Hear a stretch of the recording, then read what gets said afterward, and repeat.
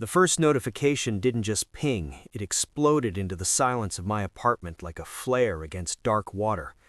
I was sitting cross-legged on the floor, staring at the clock, 11:59 p.m., New Year's Eve. Outside, fireworks rattled across the city, but I didn't feel them. I didn't even notice the faint smell of old coffee in the mug beside me or the ache in my shoulders from yesterday's PT. My hands still smelled faintly of gun oil and machine grease, residue from hours spent cleaning my M4 in the barracks just before leave. I'm Sergeant Ethan Cole, 32, U.S. Army Infantry. 12 years in the field, and I'd learned to trust discipline over luck, precision over hope. Yet here I was, sitting alone, wondering why my own father thought preparation was something to laugh at. The phone lit up in my lap. The name on the screen wasn't one I recognized immediately. It was Captain Reyes, my old commanding officer from the 82nd Airborne. The subject line of the email read, "Contracts activated, immediate action required." I opened it, one eye on the clock as the seconds ticked closer to midnight. The text inside wasn't flowery or congratulatory. It was military clear, concise, final. Contracts executed, ownership transferred, authority officially in my hands. Every clause, every signature, every timestamp aligned perfectly with my plan. Months of preparation executed quietly while everyone else slept, unaware. At the very bottom of the email, a single line confirmed the exact moment the changes would take effect, 12:01 a.m. I leaned back in the chair, heart steady, breathing controlled. Memories flooded me.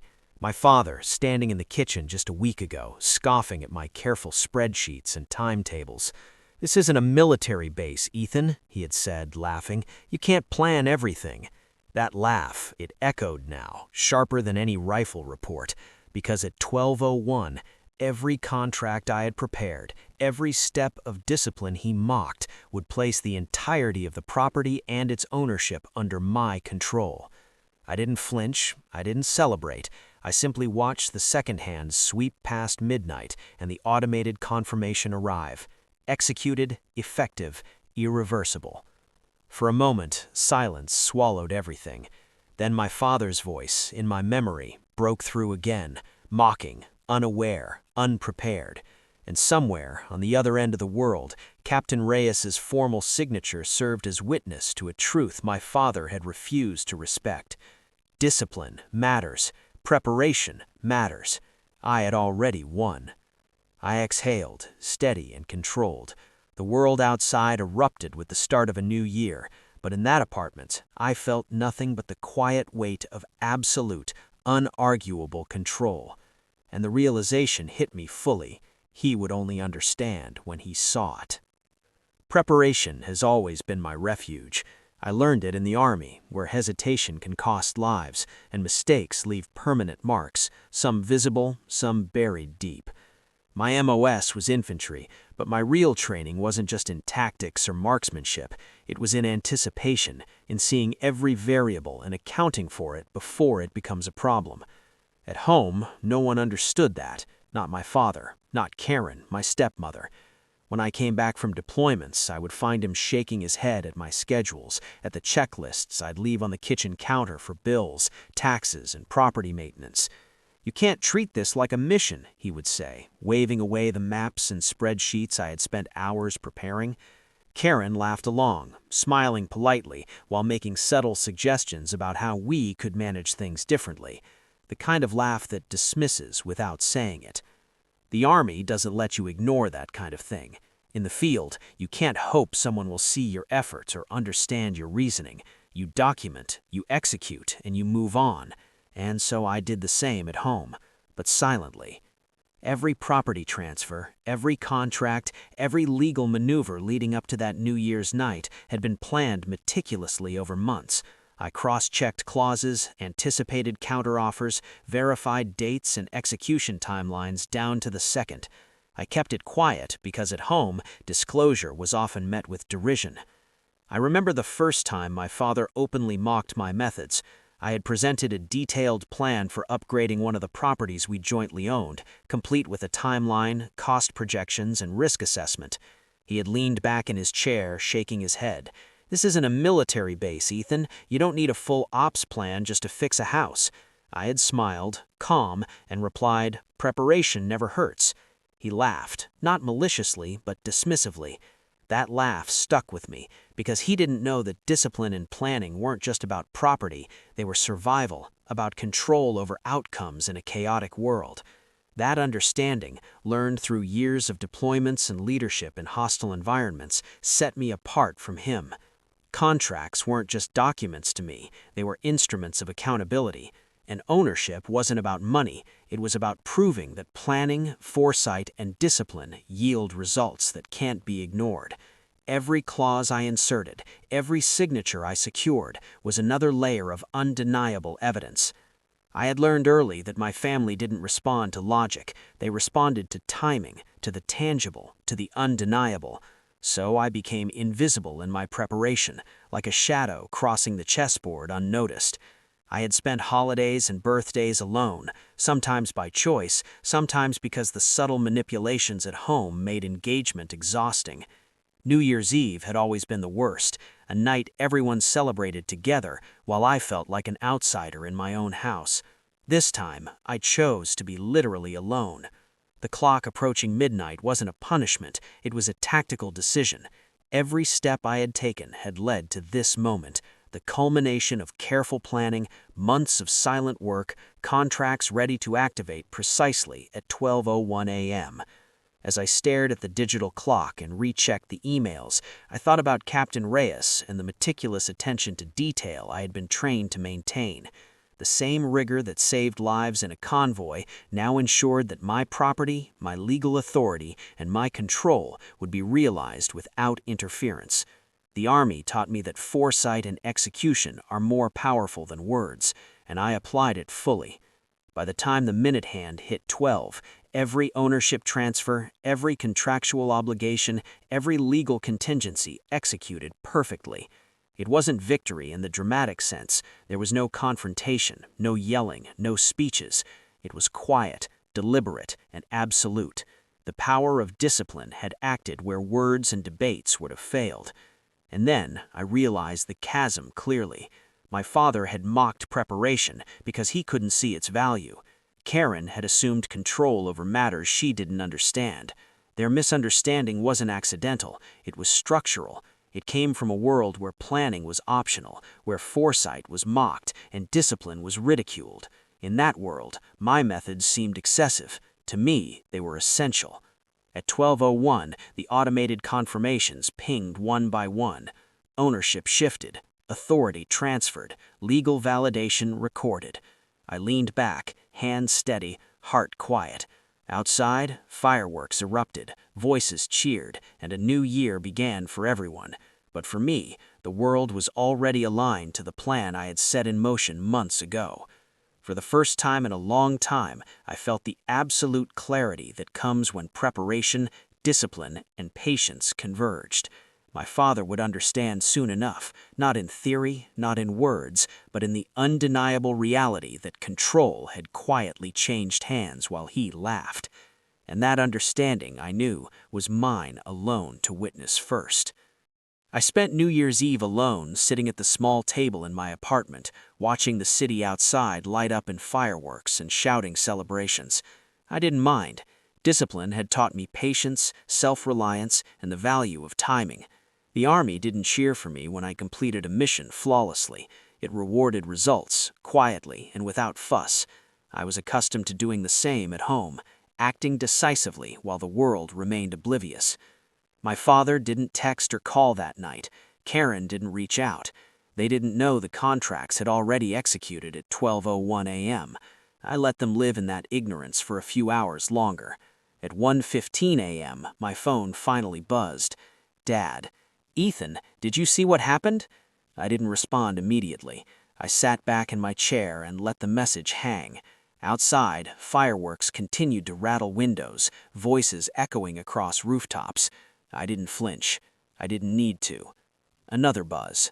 "I don't understand." A laugh.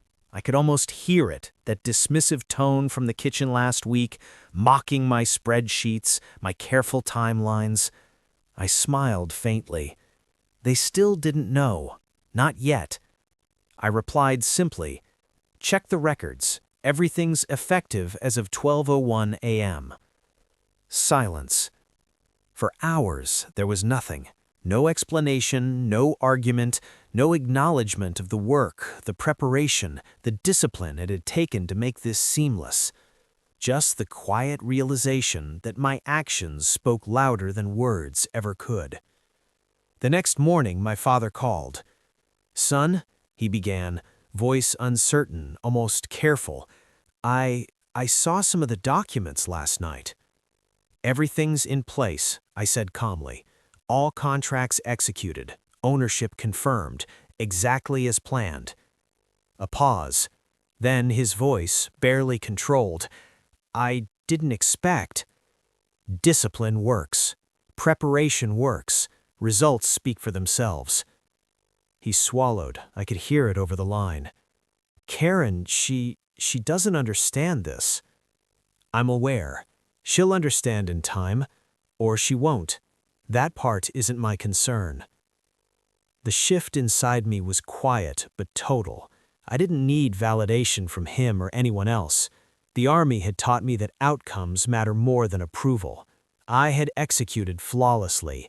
I had waited patiently, and when the world finally noticed, it would have to acknowledge the truth, whether my father laughed or not. Later that day, a friend in the legal office texted me, "Everything confirmed. Records are public now." I didn't share it with my father. I didn't need to. He would discover the truth the same way everyone else would. Undeniable, documented, permanent. By the evening, the first realization began to dawn on him. My father called again, more cautiously this time. "Ethan, the contracts, it's all in your name?" "Yes," I said evenly. "Everything executed, effective as of midnight." A long silence. Then, "I didn't see it coming." "Neither did you see me preparing. I acted quietly, methodically. You mocked what you didn't understand." He exhaled slowly. "I suppose I underestimated you." I didn't respond immediately. That wasn't necessary. Discipline had shown me that words were often wasted. I let the silence speak. I let the completed contracts, the executed plans, and the control now firmly in my hands serve as my statement. By the end of the week, the messages had slowed. Karen's inquiries stopped altogether. My father reached out occasionally, cautiously, choosing safe topics. No acknowledgement of the labor behind the scenes, no praise, just the subtle understanding that he had underestimated me. And that was enough. I didn't feel triumphant. I didn't gloat. I felt alignment, the quiet clarity that comes when preparation, discipline, and execution converge into undeniable results. I had acted for myself, not for recognition, and the outcome had spoken louder than any lecture or argument or laughter could. I folded my spreadsheets, checked the contracts one last time, and leaned back in my chair. The fireworks outside had faded into the distance, and the new year was already rolling into mundane reality. I smiled faintly, not with pride, but with the quiet satisfaction that comes from knowing you executed flawlessly while the world remained unaware of your meticulous control. At that moment, I realized something fundamental. The Army hadn't just taught me discipline, it had taught me independence, self-reliance, and the power of acting without expectation of acknowledgement. And in the quiet aftermath, that knowledge felt heavier than any medal, stronger than any approval. I didn't announce anything. That was the point. Preparation, discipline, and execution, these things don't need a spotlight. They need completion. But the world has a way of noticing anyway. Within hours, the executed contracts had begun circulating through public legal channels. A friend of a friend shared the update. The city registry posted confirmation. Even minor business partners noticed ownership had officially shifted. My father's phone started buzzing with notifications before he fully realized what had happened. The first text came at 3 p.m. "Ethan, what is this?" I didn't respond. I watched as the world I had quietly prepared for collided with the people who had dismissed it. By evening, the reach-outs began in earnest. "Dad, why didn't you explain this to us?" "Dad, Karen is upset. She didn't know this could happen." "Karen, I feel blindsided. This isn't fair." I read each one carefully, then set the phone down. The Army had trained me to assess a situation before acting. None of these messages required immediate response. They weren't crises, they were consequences that were already irreversible. When my father called later that night, his voice was cautious, almost recognizable. "Son, this, all of it, it's in your name?" "Yes," I replied calmly. "Everything executed, effective as of midnight." A long pause, then a whisper of realization. "I didn't expect this. I didn't understand." "You mocked preparation. You laughed at discipline. Now you see the result." There was no anger in my voice, no gloating, just quiet, unshakable truth. Karen tried to argue, tried to demand explanation or negotiation, but I had already learned.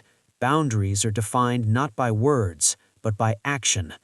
My response was simple. This isn't up for debate. This is the result of planning, patience, and discipline, all executed precisely. It's done. For the first time, the weight of my father's laughter, the dismissal, and Karen's condescension met something it couldn't override. Certainty. Not theirs, mine. Over the next days, the messages slowed. The initial shock became awkward check-ins. Karen stopped probing. My father started speaking cautiously, choosing safe topics. There was no apology, no dramatic reconciliation, just recognition, quiet, grudging, incomplete, but real. I felt a strange peace settle over me. I didn't need them to celebrate or understand my actions. I had executed flawlessly. I had acted with precision, without expectation, and the outcome spoke louder than any lecture, any argument, or any laughter could. I took a moment one evening to look over the contracts again. Each clause, each timestamp, every transfer, and every confirmation sat perfectly aligned, immutable. That's when I realized the shift had never been about them understanding me. It had been about me acting decisively, maintaining integrity, and trusting my own discipline. The fireworks outside had long faded into the distance, and the city settled into quiet normalcy. I leaned back in my chair and allowed myself a small, controlled smile. The new year had begun, not with celebration, but with quiet, undeniable clarity. I had taken control while the world slept.